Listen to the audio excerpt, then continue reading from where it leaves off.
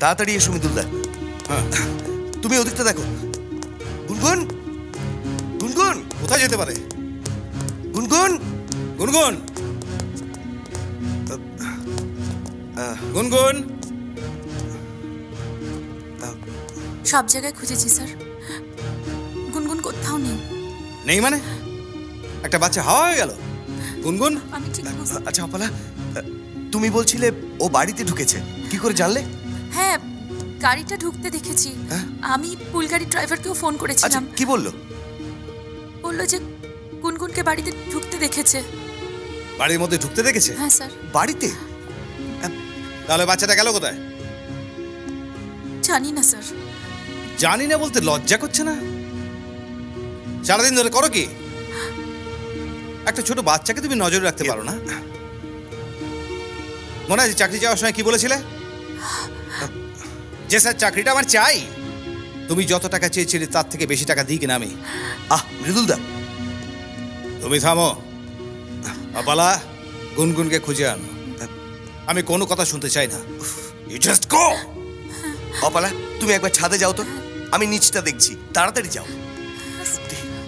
আর ক একটা কথা শুনে রাখো, আমি এখন কাউকে বিশ্বাস করি না, প্রয়োজনে অপলাকেও না।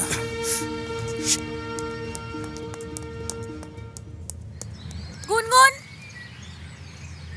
গুনগুন, গুনগুন, গুনগুন, গুনগুন, তুমি ওখানে কি করছো? বেরিয়ে এসো, বেরিয়ে এসো গুনগুন। তুমি এখানে কেন?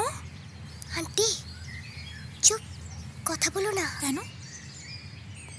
সন্ধে হলে তারারা ফুটবে, তখনই আমি আমার বাব্বি আর মাম্মিকে দেখতে পেলে কথা বলবো। কেমন মজা হবে? বেশ তো, আমাকে বললে আমি নিয়ে আসতাম।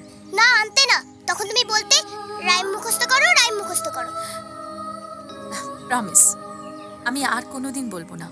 এবার এসো, নিচে চলো, ড্রেস চেঞ্জ করতে হবে তো। না না না, আমি কিছুতেই যাব না। শোনো, আমি তো তোমায় প্রমিস করছি, ড্রেসটা ছেড়ে আমি এনে তোমাকে এখানে বাবি মামির সঙ্গে কথা বলিয়ে দেবো। কেমন? প্রমিস? প্রমিস। এসো এসো এসো। সিকিউরিটি বলছিল তোমার। আরে সিকিউরিটি কি বলছিল তাতে কিচ্ছু যায় আসে না। একটা গোটা মেয়ে ভ্যানিশ হয়ে যেতে পারে না তো। ম্যাজিক।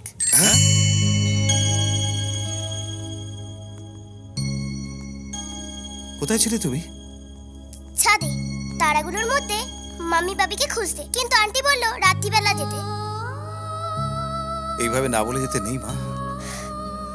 বারে বাবি মাম্মি জামাই না বলে চলে গেছে তার বেলায়। ঠিকই তো।